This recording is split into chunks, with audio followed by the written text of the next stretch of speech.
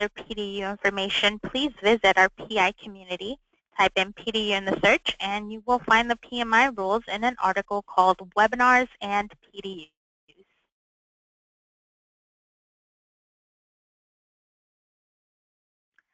My name is Denise, and I will be your moderator for today. I'm on the marketing team here at Project Insight. If you have any questions, comments, or feedback, please feel free to reach me at denise.rodriguez@projectinsight.com.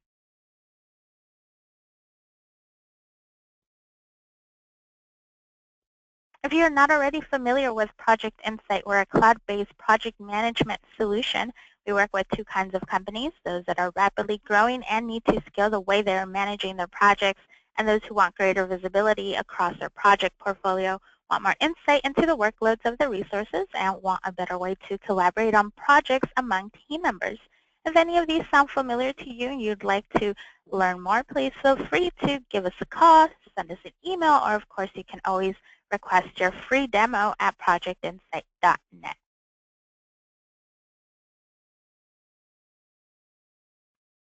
I'd like to give a warm welcome to our host today, Diane Buckley. Diane is the CEO of Core Performance Concepts. CPC helps companies by training team members in project management, PMP preparation, leadership, and business analysis. Diane has an MBA and a PMP and over 30 years of experience in the PM industry. Welcome, Diane, and Happy New Year. Thank you so much for joining us today. Happy New Year, Denise, and welcome everybody. We're looking forward to a fun and exciting 2017 of webinars, starting with storytelling. Indeed.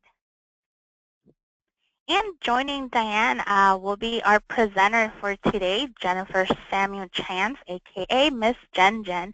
Has used her 18 years of experience as an award-winning international speaker and storytelling coach to conduct over 1,700 presentations on leadership through powerful communication skills around the world.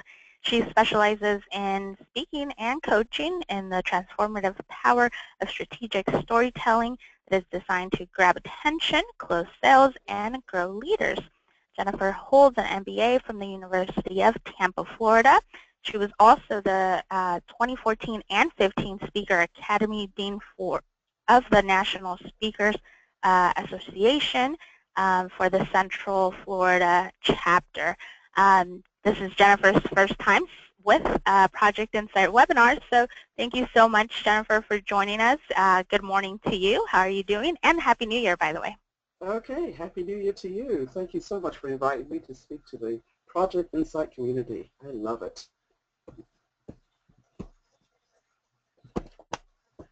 Okay, so does that mean that I'm up? It's all yours. Okay, wonderful. Welcome, Project Insight community. So I'd like you to picture this.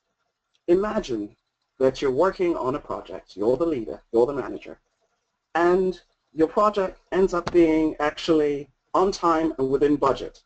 Does that make you a happy project manager? Of course. I'd like you to stretch your story even further. Let's just go for the gusto here. How about having a project that's actually ahead of schedule and under budget? Oh yes, oh yes. Ecstatic project managers. That's my mission. My mission is to create as many ecstatic project managers as there can possibly be in the world. Now, you may say, well, there's a whole bunch of stuff that goes on that's beyond my control. And I'd like to be happy, I'd love to be ecstatic, but there's some things going on that will stop that. Why? Well, what I will tell you is my research has shown that the actual percentage of projects that actually finish even on time and within budget, less than 40%. And some of you are living this right now as we speak. Now, like I said, there are many things beyond your control, so many things that you are responsible for and accountable to, but you don't necessarily have the authority to change. So let's not go any further than that. So there are things that you'd like to change. What you do have within your control, though, is how you actually show up, which means how you communicate. And my research has shown, through working with project managers and also doing some additional research, is that on average of about 70 to 90% of what you do is actually communicate. How do you show up when you communicate with your stakeholders? stakeholders being clients, stakeholders being upper management, stakeholders being your peers, your colleagues. How do you show up? That's the only thing that you have control over. So what I do is I work with clients that oftentimes are put on the spot as leaders. And they'll, I call it the equivalent of kind of throwing you under the bus. You'll be in a meeting, you're doing your stuff, and they'll say, oh, give us an opinion on this, or update us on this. And you're there looking at everybody saying, hamana, hamana, hamana. What do I say? How do I say eloquently? Or you'd like to say one thing, but you can't because it's not politically correct. So with the tool I'm about to show you, which is storytelling, enables you to really quickly and concisely have a template, a tool in mind that you can quickly grab information that's thrown at you, reformulate it, and then give it back to whoever is requesting the answer so it makes sense and it connects you to them. Is this easy? No. But is it something that we do every day and we just don't realize the power of? Yes. And that's storytelling. Studies have shown that we as human beings think in pictures. And I picked up a quote from a person, Don Norman, who's an engineering professor and author, and he says this: stories are important cognitive events, for they encapsulate into one compact package information, knowledge, context, and emotion. And storytelling, most of us do every single day, whether it's a simple conversation or whether you are quite adept at telling stories, we do it all the time. I'm here to invite you to really look at this as a tool that you can use to enhance your career, improve your communications within your career and outside in your personal life. Stories are really, really quite powerful. Again, think in pictures. So what I like to do is there's a model that I've created that the slide shows. It's actually the tell it to sell it model. And even though it says tell it to sell it, some of you may be cringing because you may be saying, I'm a project manager. I don't sell. Yes, you do. You sell every day. Whether it's changes that need to be done to the project, whether it's updating the project, whether it's outside of your work environment and you're doing it personally, we are selling every single day. So this is a model to help you remember that when you connect information that you're sharing and the audience that you're speaking to, whether it's one person, whether it's a crowd of thousands, and you, the glue that binds you all together in the center is the actual story. And don't throw stories away. Now, when I thought of what I could possibly talk about here today, the world of storytelling is huge. I could be here for weeks talking about this stuff. What I wanted to do is give you a quick tool that is quick and that's easy to really implement so that you can start changing your communication skills immediately. Now, for those of you skeptics out there, you're probably still wondering, well, how can storytelling really, really help me as a project manager? And I think because project managers are actually leaders, whether you're leading a group of one or your group leading a team of thousands, you're leaders. And what storytelling is really useful, it comes into play when you can use it to teach, update information, and persuade others to adopt new ways in their behavior or change their behavior. And that's because stories have a way of couching information so that it's not necessarily too harsh or too direct, and people can reflect upon it and say, okay, I get that. And it makes it easier to digest, and they're far more likely to change. Like I said, project managers are leaders. Leaders are influencers. And influencers means basically people will do what you want them to do when they believe in you and they trust you. So I wanted to really remind you, for those of you project managers that are really probably under the gun, you've got a lot going on, and sometimes you may feel that you are too busy and you can't do this storytelling thing. Let me remind you of this. Leaders that tell stories are adept at connecting ideas and people together.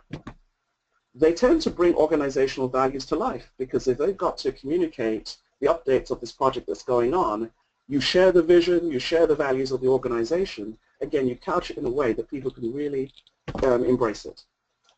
Leaders who tell stories seem human, and this also promotes a positive image.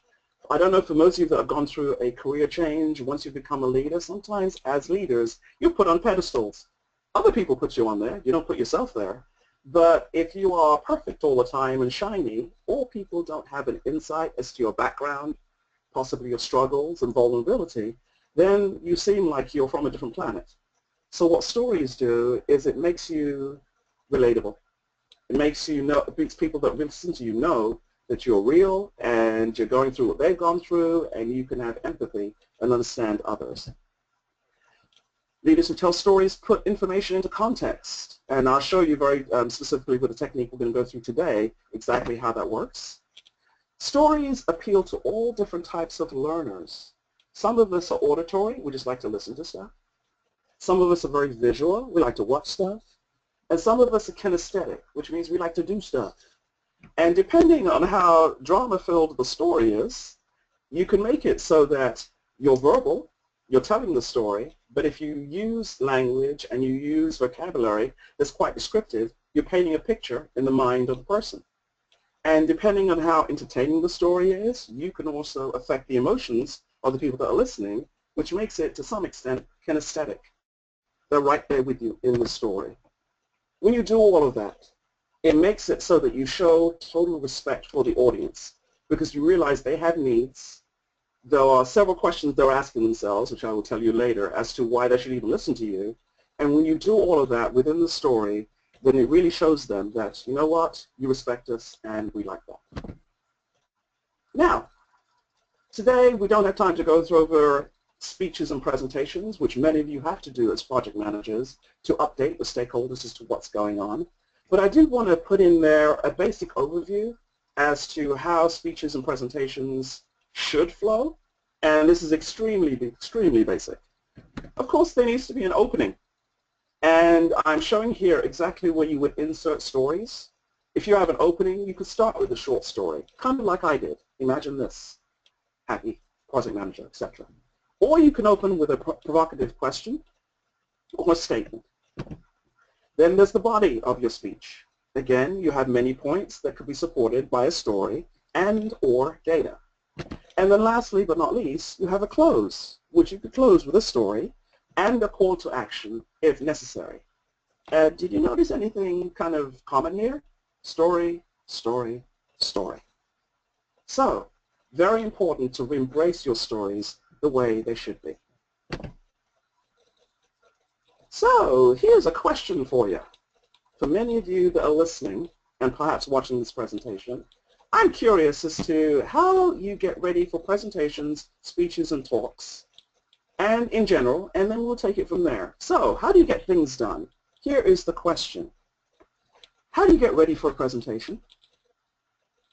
Do you, A, prepare well in advance by conducting research and you carefully plan every single aspect of the presentation so that you're ready?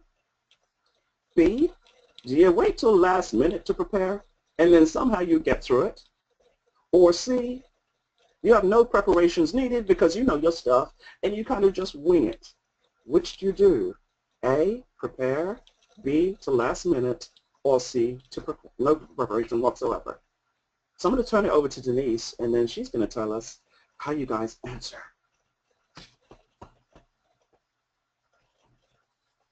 All right, guys. So I'll give you a couple seconds to cast in your votes, and then we'll share some of our results. Yeah, there's probably a D there too. It's like just get thrown into the mix and be asked to present in a minute, right?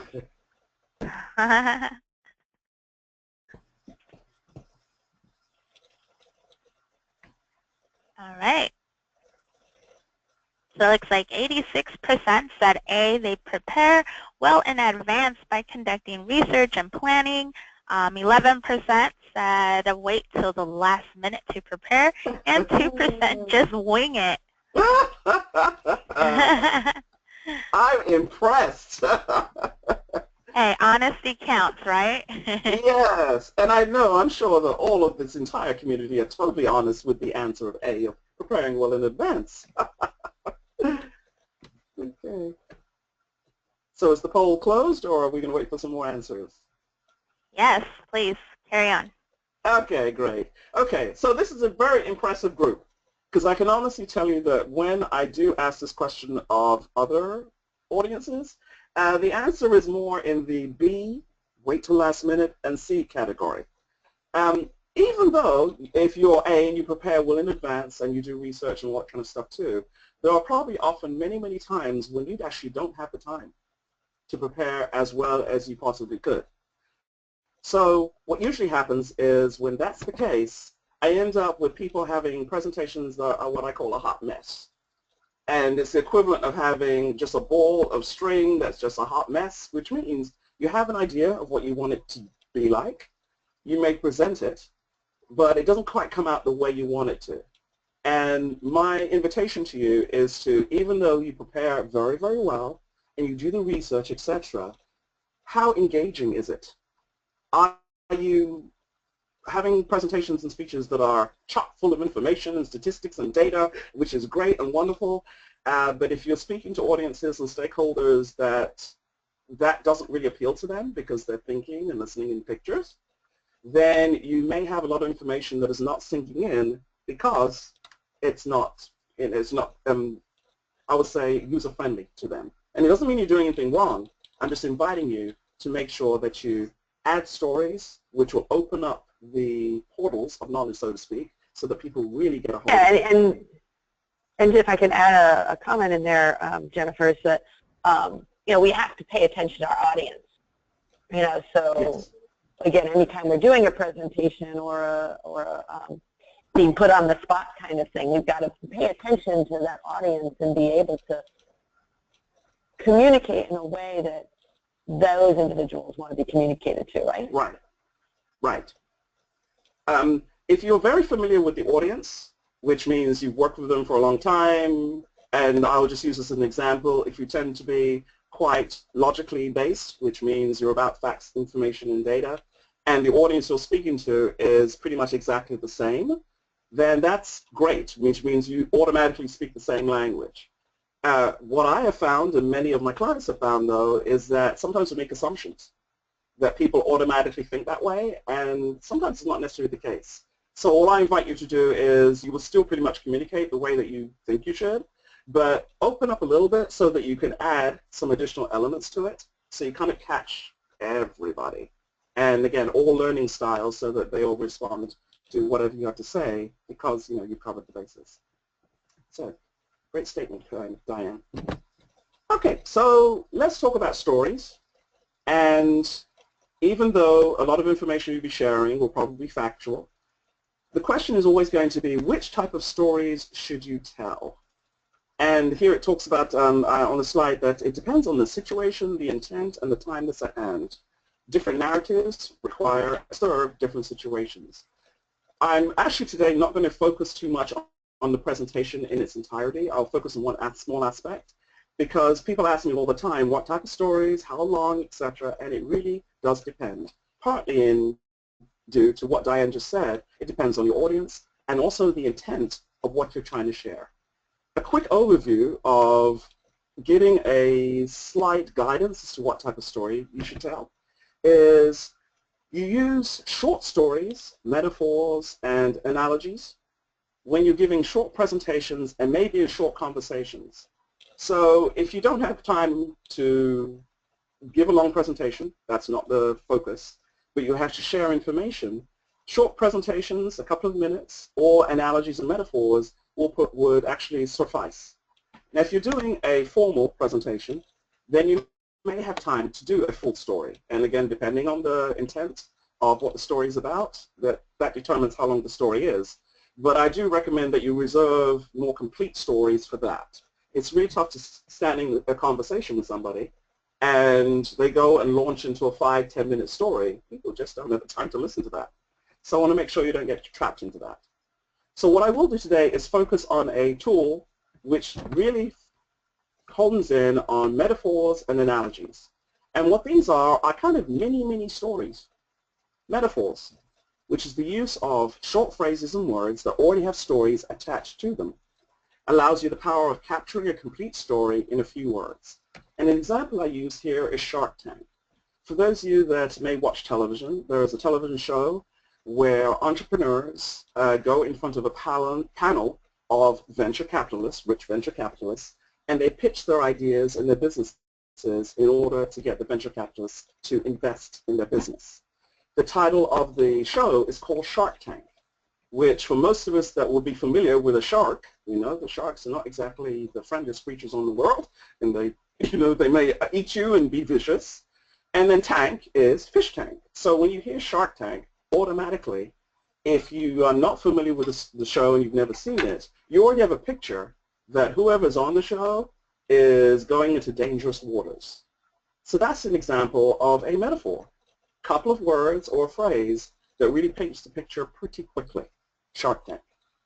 Now an analogy is longer phrases that paint the same paint pictures.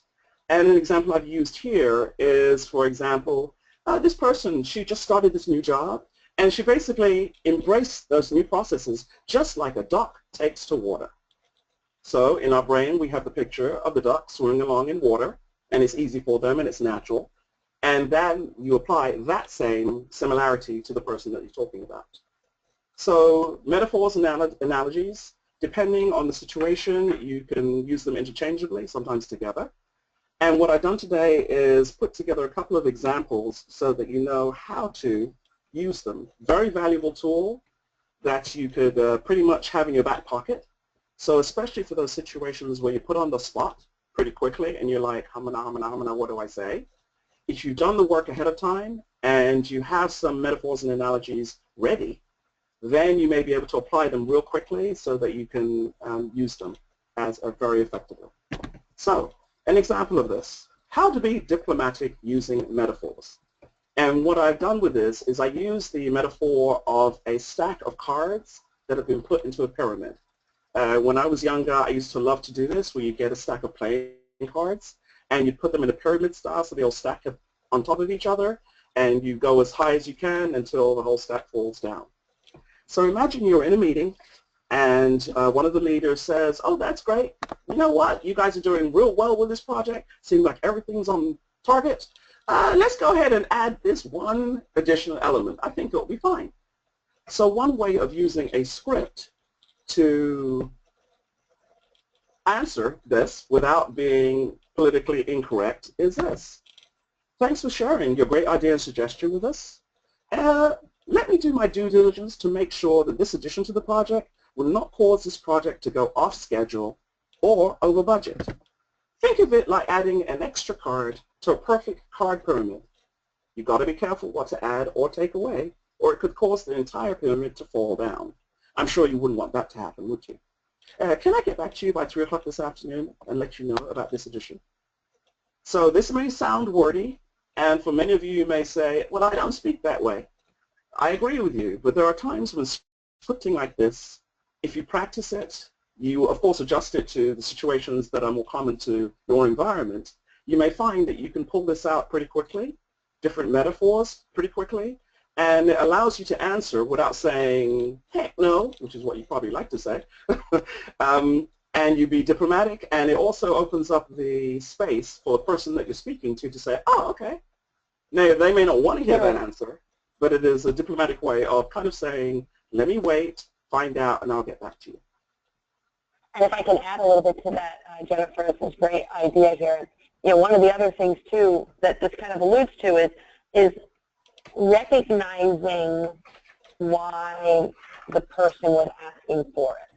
You know, in here where you're saying, great idea, suggestion, you know, you can even add to it and say, you know, I understand that this will help you do X, Y, and Z, you know, however, let me do my due diligence, you know, that kind of stuff. I always like to recognize the reason that they're asking for it so that you don't just shut them down right away. Yes, yes, great. Thank you for adding that, Diane. Very, very valid point. Everybody does things for a reason, and once you know what that reason is or get an idea of that, then again, it makes you, the project manager, sound incredibly professional, incredibly, I won't say empathetic because you're not feeling sorry for them, but the key is you're truly taking into consideration their needs and their wants, and you're doing your best to meet them. So if you want to use and be diplomatic using analogies, remember analogies are kind of longer versions of metaphors. Here's a couple of examples I put in there. Now I will tell you that I like food, so a lot of my analogies do include food, and that's just my personal issue. Whatever analogies work for you, go ahead and do so. But again, examples so that you have an idea of how they work. And then I'll give you some insights as to how to create your own. So an example of being diplomatic using analogies is our analysis has shown that this new addition, it will be like adding one more shrimp to a plate that's overflowing. The plate is going to eventually break and something is going to hit the floor. So the analogy would be, as soon as you say that, whether it's shrimp or whatever it is that's causing the plate to overflow and break, is similar to if we add one more thing, one more step to this project, the whole project's going to fall apart. Another example would be eliminating this step. Say, for instance, your senior management says we want to take this step out. You can say this. Eliminating the step is kind of like asking for a peanut butter and jelly sandwich and they forget to add the jelly. It just won't taste right. Which means eliminating the step sounds good, may shave costs and save time, but the whole project is not going to be the way they want it to. So all we're doing is inviting the listener to think a little differently, put it into a different context so that they can understand where you're coming from when you don't necessarily give an answer immediately. Okay?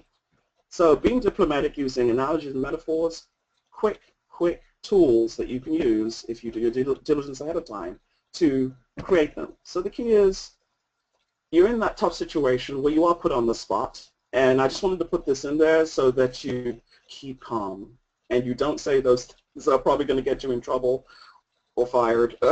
So this is when scope creep really approaches. You're about to lose it. They've asked you for one more thing.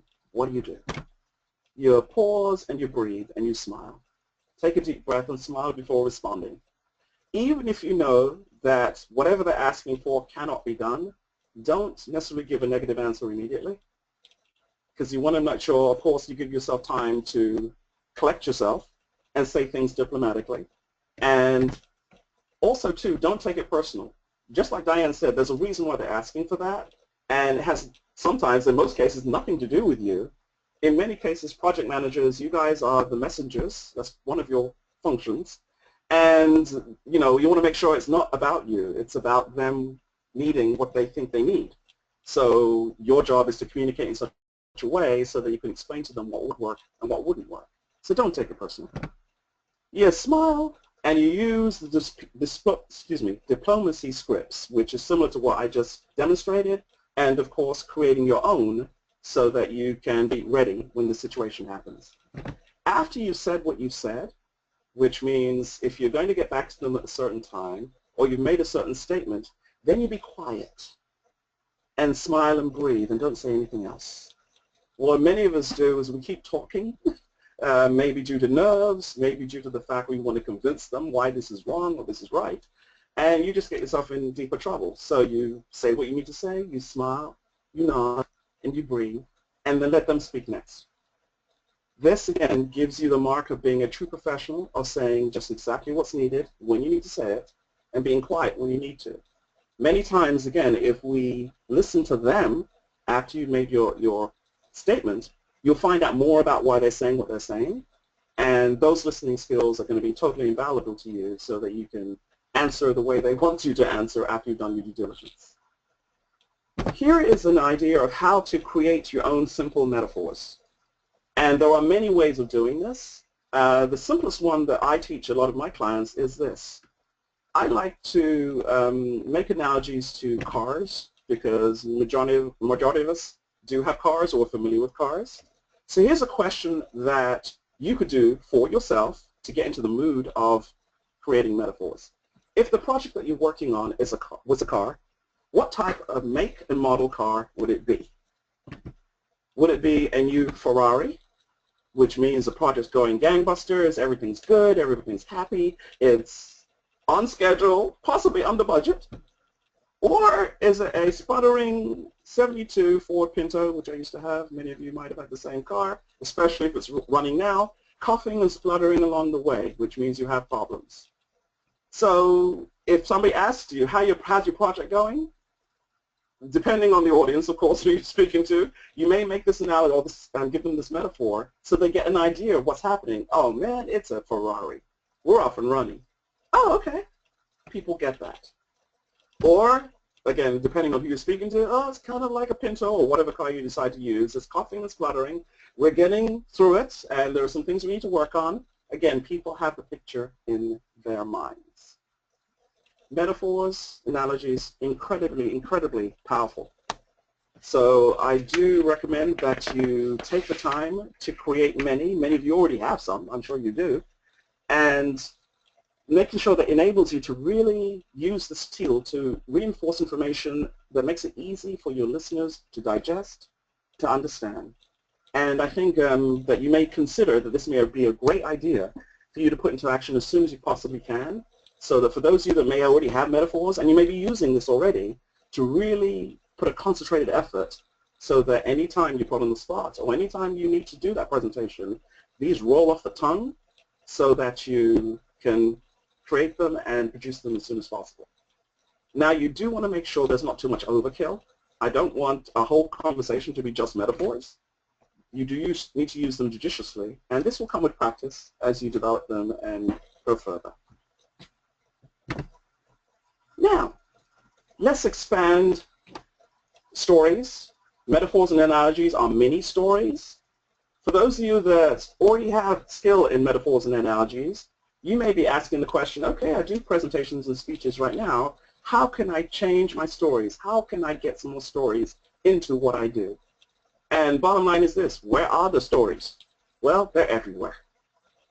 I always encourage people to use storytelling. Stories are everywhere, whether it's you woke up this morning and you got out of bed and you went to brush your teeth and you looked in the mirror. That's a story.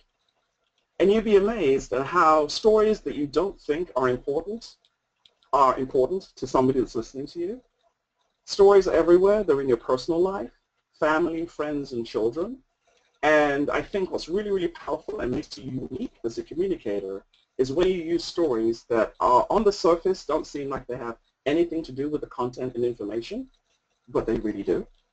And that's because the stories are hitting emotions and your tone and feelings in addition to any information and logical data that you're sharing. So when you hit those two together, it makes the story that much more powerful. So in your personal life, your day-to-day encounters, when you went to, say, the coffee shop this morning, what was your encounter with the person that was serving you your coffee? Was that a good encounter? How did it make you feel? Work encounters. That's another place where there's tons of stories. I'm sure you guys can probably write books on the stories that you experience while you're at work, whether it's with your team, your colleagues, management staff, clients. Stories are everywhere. Now let's go to your clients and customers. I hope that your organization that you're working with, whether it's your own or you're working for an organization, are collecting client stories and testimonials. And I would say both positive and negative. Positive, of course, because it's proof that you guys are doing the right thing and your clients and customers are satisfied. And if the stories tend to be on the negative side, then it's opportunity for growth from your or your organization's standpoint. So collect those stories because they're just as important. Wherever possible, I do recommend that you tell stories that are personal, which means you are in the mix somewhere, something you experienced. In the case that you don't have that as an ability, you can't think of any stories that you've gone through, then you can go through second-hand stories, which means other people's stories. And you've got to be very, very skilled as a storyteller to make sure you can tell the story well, that people see the picture and they're in there emotionally with you. So that does take skill and practice, but it is totally, totally doable. And then last but not least, if you're looking for stories, there are books, magazines, and the internet that have actually classic stories that you could use. Tons of books that have business narratives, that's what they call business storytelling, that you can use as an example if you're giving a speech and presentation. I do caution you on getting stories from the internet. Many of them may be good, but you've got to verify the source because, unfortunately, because there's no real policing of the internet, people put stuff up there, you have no idea if it's true. It may not be verifiable. So I do say if you're getting stuff on the internet, you have to take it with a grain of salt because, again, you're not quite sure where it's coming from. Now, people ask me all the time, do I have to tell 2 stories or can I make stuff up? Or do I tell fables, which are classic stories that have been out there, fairy tales, etc.? I firmly believe in telling the truth, and I firmly believe as much as possible first-hand accounts, which makes it you and personal. Those are stories people can't necessarily steal. I don't know about you, but I've been to organizational events like conferences where I've heard in a day-long seminar or a day-long workshop, different speakers tell the same story. When I heard the story the first time, because it was kind of a classic story, it was like, oh, great, that was entertaining and fine and great.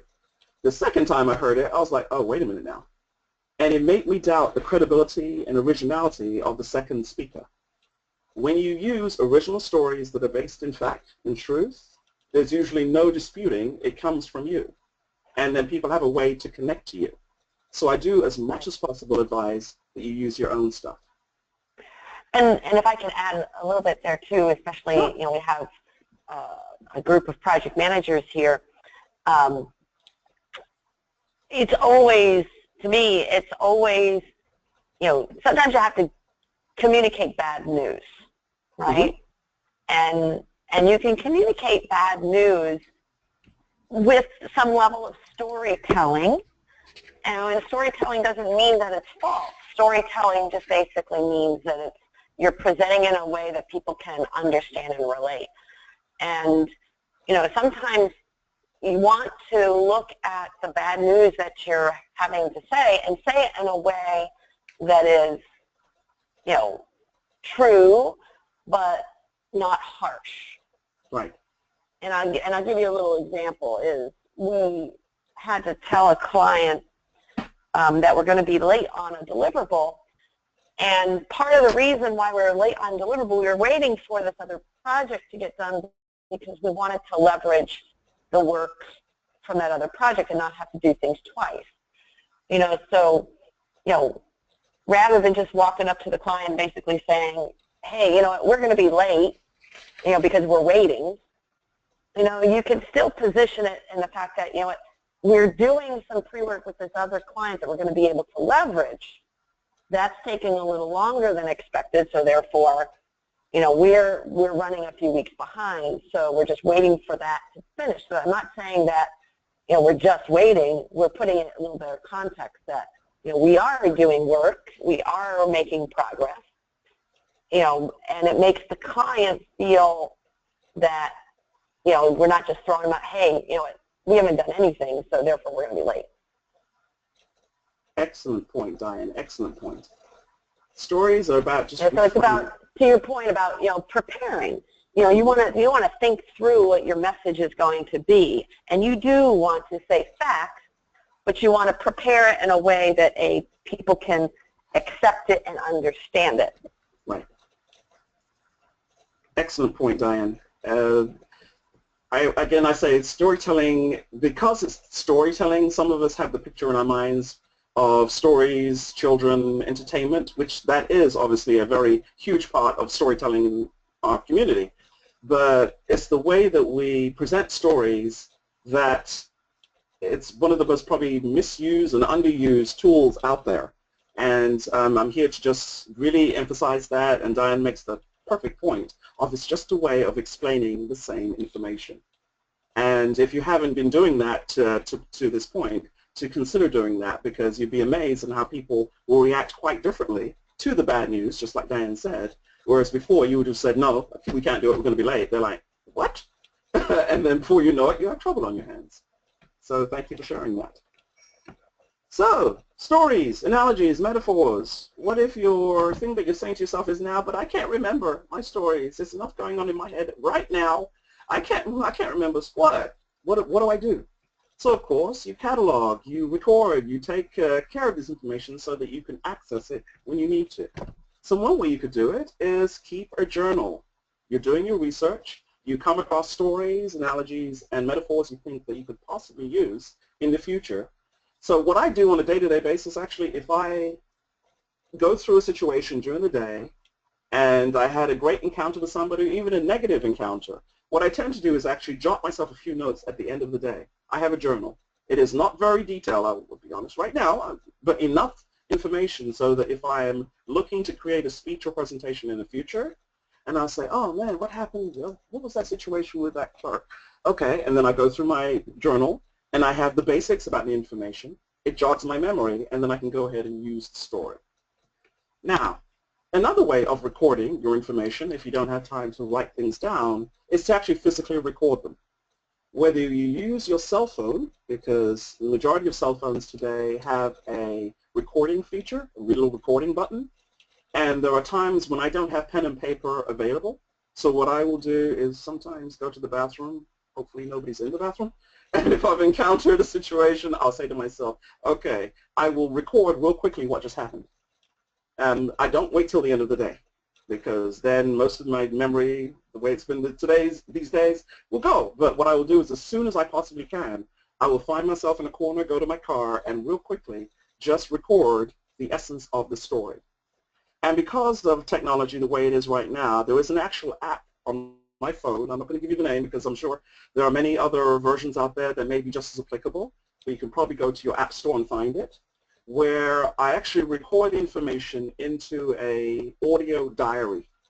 And what this does is it picks up my voice, it transcribes what I've actually said into the phone, and sometimes it's legible, sometimes it isn't. But these days, the technology, it's usually pretty accurate. And then what I can do is capture that and save that, and then email it to myself. So that at the end of the day, I have this email that has the essence of what I would normally write down, and then I tweak it so it's totally legible or totally understandable, and then I have that record. So whether you write it down immediately or record it, it's possible.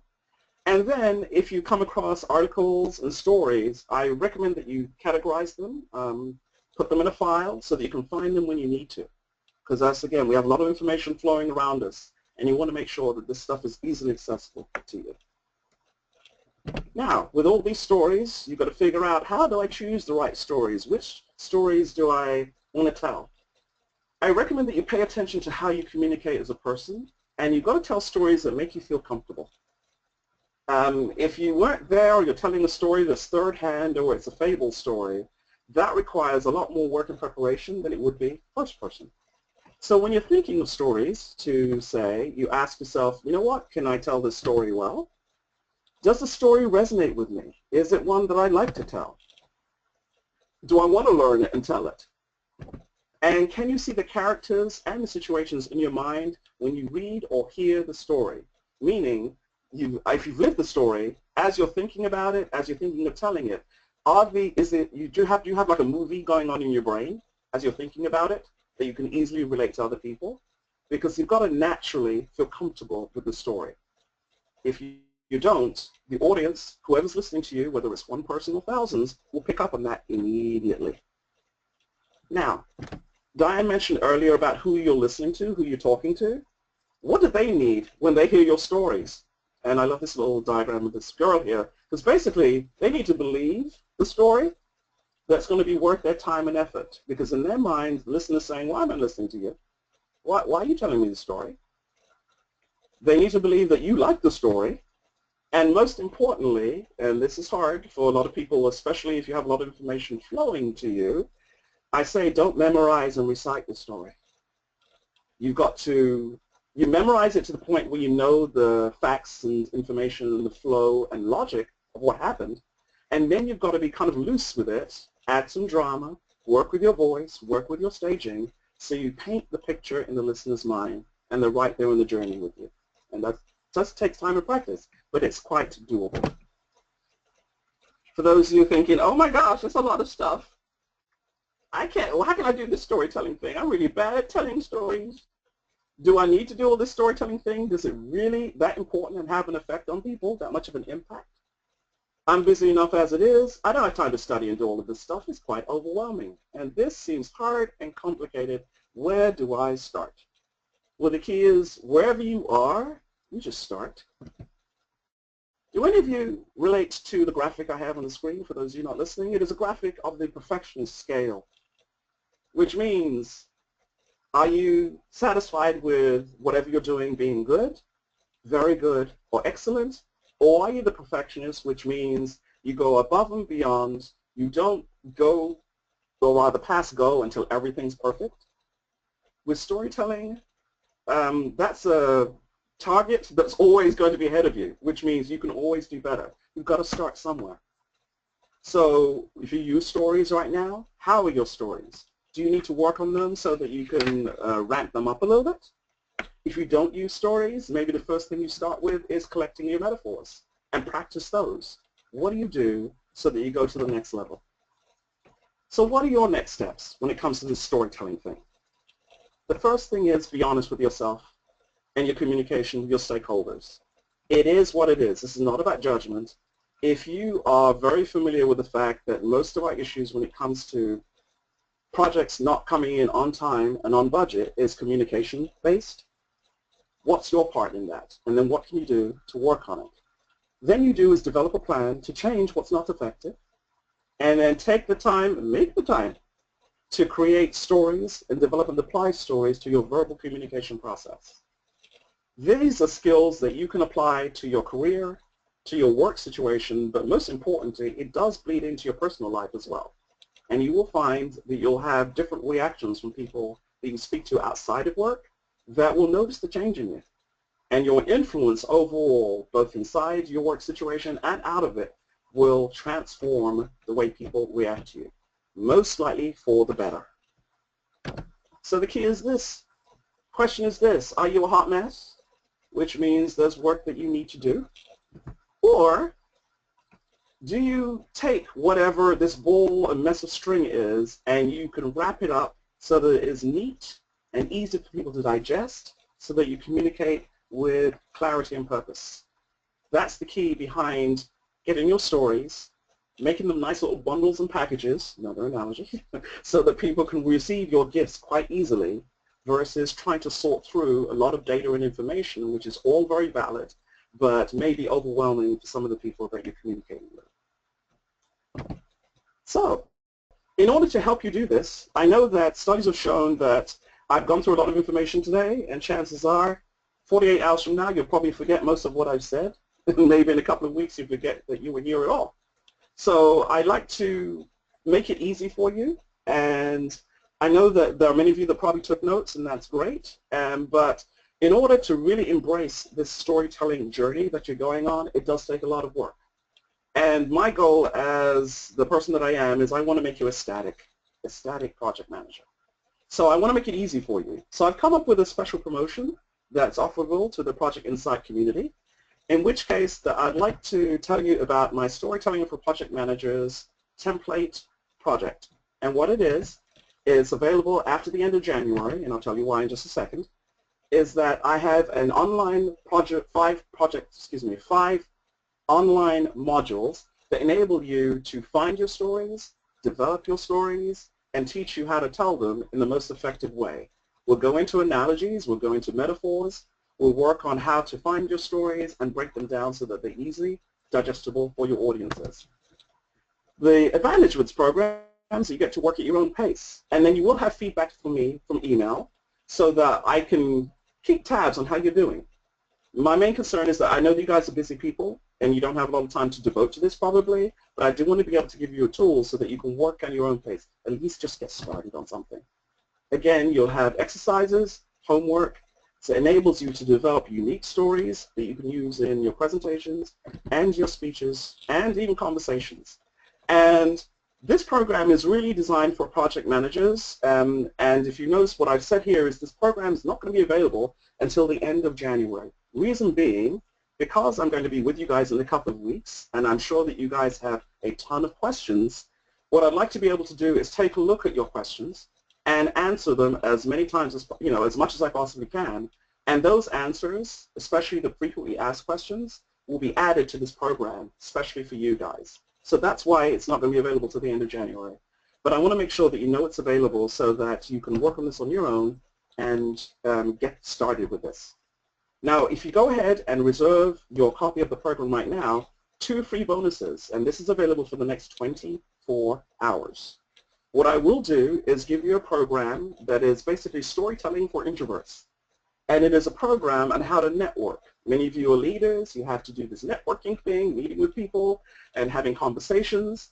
So I give you some storytelling tips in that program. It's a webinar that enable you to have conversations. Some of it will include metaphors and analogies and other things to help you have easier conversations with people.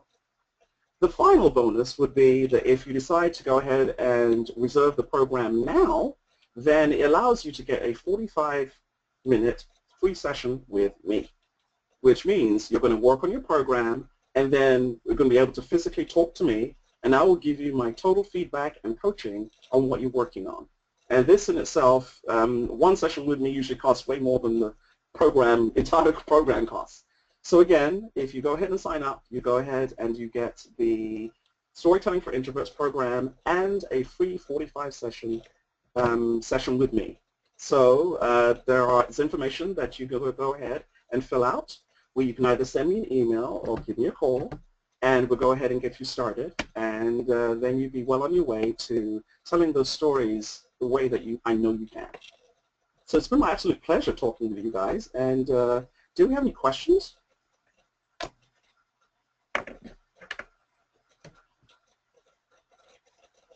Thank you, Jennifer.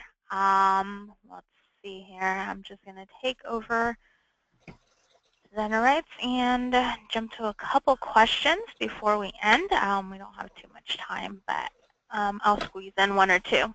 So here's one for you.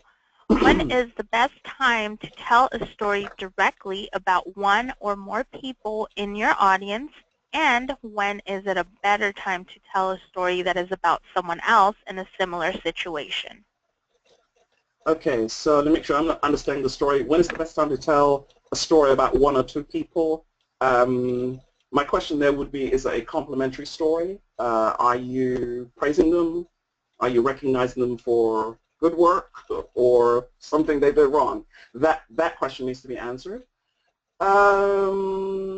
Again, it does depend on the situation in which you're telling the story, which means if it's part of a meeting and you'd like to recognize somebody for the good work they've done as part of the project, I would actually say as soon as possible, because people can never hear enough praise, in my opinion. And that's one thing that a lot of leaders get accused of, is that they don't compliment their staff, their colleagues, or even their leaders enough. So I think whether it's one or two people, if it's complimentary, as soon as possible. If there is a situation where it is a learning example, where people need to learn from the mistakes of the people involved, then you do have to set it up ahead of time so that it's not a slam session, it's not a negative, totally negative, nail to the wall session. So you'll have some information before that talks about how the project's going, and this is working and this is working, and however, we do come across this challenge that such and such happened, and you may or may not want to point that person out. I've been in situations as a leader and also trained leaders in my coaching practice where there are times where you really don't want to embarrass the person in front of people. So if it's anything negative that needs to be shared, you may want to talk about the situation, but not necessarily identify the person that was the guilty party. If anybody has questions about that, then you first, of course, talk to the person privately about that negative situation. And depending on who's asking, you may or may not want to share that because you want to promote an air of being positive and you're moving forward from the situation versus being stuck in he said, she said, and finger pointing. So that's probably the way I would answer that. It depends. I know that sounds really wishy-washy, but it does. Great, thank you. Okay, so we are running short on time, so I will save any other questions or comments for part 2 of this session, which will come up in 2 weeks. And very quickly, guys, another special promotion for you brought to you by Core Performance Concepts. If you would like to continue improving your project management skills, offering a 10% discount for online courses. I'll go ahead and copy and paste that into your chat box and go ahead and check them out today. So here's the upcoming webinar, the PM in Practice Storytelling for Project Managers, coming Wednesday, January 25th at 8 a.m. Pacific Time, 11 Eastern Time. If you have not already registered for that, I encourage you to do so right after this webinar. And to earn your PDU, you will automatically receive your PDU certificate via email by the end of today. If you have any questions, comments, feedback, anything else I can help you with, please feel free to email me at denise.rodriguez@projectinsight.com. You will earn 1 PDU per webinar attended. And to register your PDUs, log on to pmi.org and log in as a member of PMI. Go ahead and select course or training and fill out all the information below, which will also be available within your PDU certificate. For those of you on social media, I'd like to invite you to follow, like, and subscribe to our social media channels. Our handle on Twitter is @ProjectInsight. You can also find us on Facebook, LinkedIn, Instagram, and YouTube for the latest in PI news. And in our Project Insight community, you'll find many recorded videos and webinars for you to watch and learn from. You can sign up for your next project management webinar, IT methodology, and agile leadership and product training. We're still working on our agenda for 2017, so stay tuned. There are some up there, and feel free to register for as many as you'd like. Until then, that's all we have for you guys. We'd like to give a special thanks to Jennifer and Diane. This is all great information. There's a lot of really, really good comments in here today. So thank you, ladies, so much for today, and we will see you in 2 weeks. And thank you, our audience, for joining us as usual. And Happy New Year, everybody. Yes, Happy New Year. Yes. Thank you so much for listening. Happy New Year. Glad to have you guys back. Awesome.